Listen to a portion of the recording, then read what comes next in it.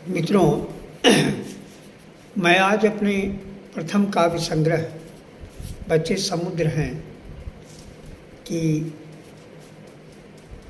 चर्चा कर रहा हूँ। इसका पहला संस्करण 1979 में छपा और दूसरा संस्करण 2019 में छपा। पहला संस्करण इलाहाबाद के एक प्रकाशक ने छापा था और दूसरा संस्करण रवीना प्रकाशन दिल्ली ने प्रकाशित किया। ये मेरा पहला काव्य संग्रह था। इसकी भूमिका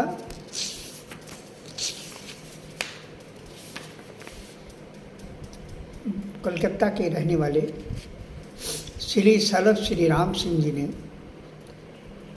लिखी थी और उस भूमिका में उन्होंने लिखा कि 20वीं शताब्दी के इस सन 1978 में कवि और कविता को बदली हुई भूमिका की गंभीरता से परिचित होने के कारण बच्चे समुद्र हैं कि कवि से यह भी छिपा हुआ नहीं है कि अपनी संस्कृति का दस्तावेज लिखते हुए हर सजग कवि इस बात का ध्यान बराबर रखता है कि वह रचनाकार के रूप में मात्र शब्द संयोजन ही नहीं अपितु शब्दों के माध्यम से अर्थजन्य प्रभाव और उस प्रभाव में निहित उद्देश्य से भी निजी तौर पर जुड़ा हुआ निरंतर मैं से हम में तब्दील हो रहा है।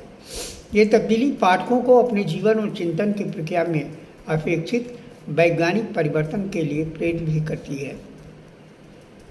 बच्चे समुद्र हैं न केवल इस दृश्य से अपितु एक कोण से मेरे लिए विचारणीय है। भीड़ की मानसिकता का, उसकी स्खलन और अनिश्चय से युक्त निरुद्देश सक्रियता का ये काव्यात्मक विवेचन जनता के उस वर्ग विशेष की ओर हमारा ध्यान खींचने में समर्थ है जो इस संकलन की रचनाओं के समूह के अप्रस्तुत विधान का आधार बना हुआ है। मेरा संकेत पूर्णजन की ओर है। पूर्णजन जिसकी मन स्थिति को रक्तझील में कवि श्री राकेश ने अति परिचित बिंबात्मकता के सहारे इन शब्दों के उभारा है। देखिए, कविता का संदर्भ है। शहर के हर मोड़ पर मुझ में मुलायम होने के स्थान पर भर गई ऊष्मा जिसे दबा नहीं सकता नंगे से नंगा पहरेदार, लाठी बम बंदूक। आदमी की खनखनाती हुई घृणा दीवार से झल रही है जिसे मैं हड्डियों की नियत मान चुका हूँ। नियत कोई जमानतदार नहीं चाहती। ये रक्तझील का प्रसंग है। पूर्ण जन की मानसिकता और उसकी भूमिका से परिचित होने के लिए जिस सिद्धांत की समझ अपेक्षित है वह मूलतः द्वंद्व के सिद्धांत पर आधारित है। विकास क्रम के आग्रह पर हमने उसे भारतीय सभ्यता संस्कृति के अनुसार राष्ट्रीय जनवाद की अनुरूपता में युत्सावाद की संज्ञा से अभिहित किया है। दूसरे शब्दों में प्रकृति की आवश्यकता, वस्तु स्थिति तथा जीवन की अनिवार्यता का सम्मिलित निष्कर्ष, जिसे व्याख्यायित करते हुए त्रयी 2 के प्रश्नों पर डॉक्टर जगदीश गुप्त ने प्रगतिवादी दुराग्रह और प्रतिक्रियावादी संकीर्णता से बचकर सलभ द्वारा खोजा जाने वाला तीसरा विकल्प बताया है। और पठार पर दौड़ता बसंत अतिरिक्त पुरुष युत्साह शीर्षक अपने निबंध में डॉक्टर विजय बहादुर सिंह ने के द्वारा जिसे स्वतंत्र वामपंथ और भारतीय किस्म का साम्यवाद कहा गया है। मेरा उद्देश्य बच्चे समुद्र हैं को युत्साहवादी काव्य संग्रह सिद्ध करना नहीं है कि जहाँ जिस रूप में प्रकृति की आवश्यकता जितनी दूर तक वस्तु स्थिति तथा जीवन की आवश्यकता का सम्मिलित निष्कर्ष बनकर प्रस्तुत हुई है वहाँ उतनी दूर तक प्रस्तुत संकलन के युत्साहवादी होने में कोई संदेह की गुंजाइश तो नहीं है। हिंसा पर बलाघात करती हुई इन पंक्तियों की व्याख्या के लिए आयातित आधार सूत्रों को काम में लाने का पक्षधर कम अज कम मैं नहीं हूँ। देखिए, पत्र एक कविता है मेरी जिसमें उन्होंने उसको संदर्भ में लिया है। अगर मेरे ज़मीन में जवाब देने की ताकत नहीं है और उस ताकत को कायम करने के लिए शक्ति नहीं है, पसीने की उर्वरा गांठें शून्य कर दी जाएंगी, तोड़ कर पीस दी जाएंगी। जमीन का विध्वंस होने पर यही सुनने को मिलेगा कि ये देश के विद्रोही थे, इन्हें काम करना नहीं है। ये हिंसक शक्तियाँ जनता को स्वच्छंदता से जीने नहीं देना चाहती, उन्हें खत्म करना धर्म है, ये उनका सुसंस्कृत संगठन होगा और मेरी मौत गद्दार मौत होगी। नहीं मेरे दोस्तों, हिंसा का जवाब हिंसा दे देना है। कवि के अनुसार यही निर्दलीय अहिंसा है। जवाबी हिंसा को निर्दलीय अहिंसा कहकर कवि ने कहीं न कहीं खून की गर्मी को आजमाइश के लिए अनुप्रेरित भी कर रहा है और इस रूप में पीढ़ी दर पीढ़ी चलने वाली उस जंग की ओर वह इशारा भी कर रहा है जिसे मानव प्रकृति स्वतः संबद्ध है।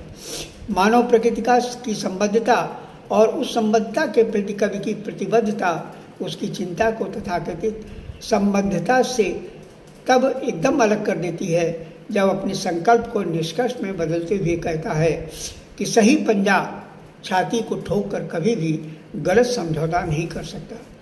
सही पंजा छाती को ठोक कर कभी भी गलत समझौता नहीं कर सकता। रचना का निरंतर और शब्दों की सकर्मक शक्ति का उद्घाटन एवं भावों का विकेंद्रीकरण सह अमूर्तता से मूर्तता की ओर अग्रगमन, जहाँ एक कवि को आज की प्रचलित काव्य भाषा से अलग कर ऐसी भाषा के निर्माण की सहायता प्रदान कर रहा है जो रक्त की भाषा है, अर्थात ऐसी भाषा जिसे मनुष्य जन्म के साथ सोचता और बोलता हुआ करता है। वहीं दूसरी ओर इस बात की भी तायद करने वाला है कि सुशील राकेश से मान कर चल रहे हैं, कविता या तो होती है या फिर नहीं होती। वह अच्छी और बुरी, सार्थक या निरर्थक, प्रगतिशील या प्रतिगामी नहीं हुआ करती। हाँ, इस होने के संदर्भ में वो अपने पाठक और श्रोता को अपनी विचार यात्रा में समृद्ध कर पाने की क्षमता के अभाव में अपनी भूमिका से कट अवश्य जाती है। संभवतः यही मान्यता कवि के इस संकलन को भूमिका से कटी हुई कविताओं के तमाम संग्रहों से अलग करती हुई तमाम खामियों के बावजूद इसे सक्रिय संकल्प का घोषणा पत्र सिद्ध करने का प्रयत्न करती हुई प्रतीत होती है। तथाकथित जनवाद और वामपंथी पक्षधरता को अलभ्य लेविन मानकर अपने और मात्र अपने ही माथे पर चिपका कर घूमने वाले राजनीतिक सांप्रदायिकता के बौद्धिक पोषकों को संभव है कि बच्चे समुद्र हैं की कविताओं में व्यक्तिवाम अथवा वामपंथी व्यक्तिवादिता की झलक मिलती हुई दिखे, किंतु नए रचनाकार की ओर जोश और मोहब्बत से देखने वाले पाठक और समीक्षक को इससे अधिक एक प्रतिभा संपन्न कवि व्यक्तित्व को खोजने और पाने में असुविधा नहीं होगी। ये शलभ श्री राम सिंह जी का वक्तव्य है जो 23 नवंबर 1978 ईस्वी को उन्होंने मुझे लिखकर भेजा था और मैंने इसे बच्चे समुद्र हैं के संग्रह में एक संदर्भ मैंने प्रकाशित किया। देखिए, एक कविता जो श्री हमारे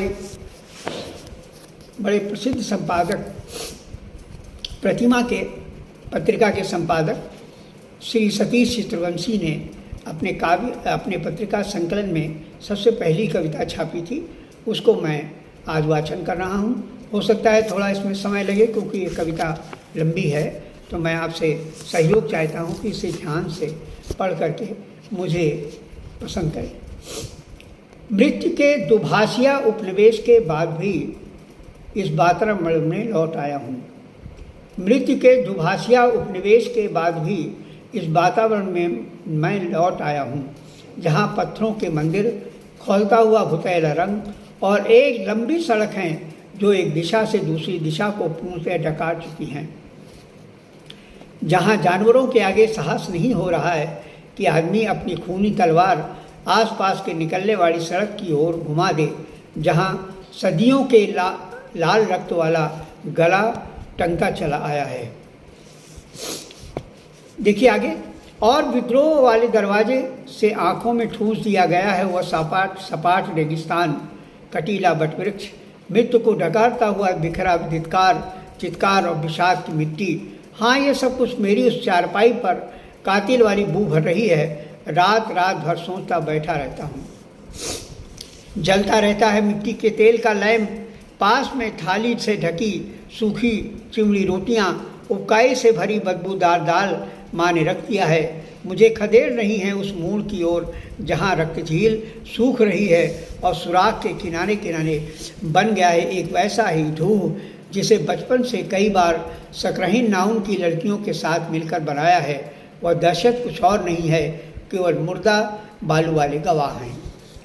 आगे देखिए, शहर के हर मोड़ पर मुझमें मुलायम होने के साथ स्थान पर भर गई ये ऊष्मा जिसे दबा नहीं सकता नंगे से नंगा पहरेदार, लाठी, बम, बंदूक। आदमी की खनखनाती हुई घृणा दीवार से झर रही है जिसे मैं हड्डियों की नियत मान चुका हूँ। नियत कोई जमानतदार नहीं चाहती, केवल इतना जानती है कि बदशक्ल लोग, बदशक्ल जानवर जन्मते हैं। जानवर जिसका स्वर चटकारे लेकर पैदा कर चुका है समीप एक अंधेरा, किसी की आकृति काटता है और किसी के चेहरे पर संगीत का गवाह भर देता है। गवाह बनकर मेरी रोटी को कई बार कांग्रेसी विधायकों ने छीना।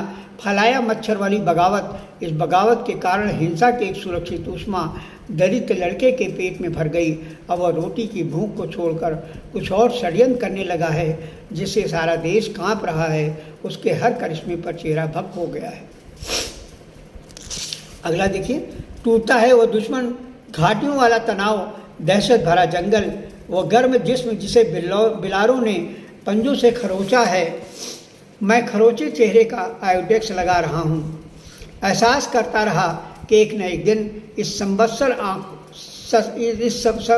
आँखों के दृश्यों का मूल्य देना पड़ेगा। चाहे बाहों का लटकता हुआ सलाम हो या कि आटे के ठेकेदारों का आग उगलना हो या गर्दन पर चलती हुई पतली धार वाली चाकू हो। और अंत में देखिए, इस समय देश में मैं सब कुछ पा रहा हूँ कि मेरा भाई श्रीवास्तव की लड़की के रक्त को काट रहा है। खो चुका है वह भंवर जिसमें सारी जड़ उखाड़ कर मैं तेज चेहरा न बैठा सकूं और वो गवाह न भर सकूं जिसमें मेरे मित्र मेरे शरीर तनाव न पैदा कर सकें, जिससे और वह गवाह न भर सकूं जिसमें मेरे मित्र मेरे समीप तनाव न पैदा कर सकें। ये कविता अपने में एक नए आयाम को प्रस्तुत करती हुई आज की परिस्थितियों में बेहद सटीक मुझे लगती है, क्योंकि जो सामाजिक वातावरण मेरे यहाँ का बदला हुआ है उस परिवेश को बहुत अच्छे ढंग से इस कविता में मैंने देने की कोशिश की है। आशा है आप सबको ये पसंद आएगी।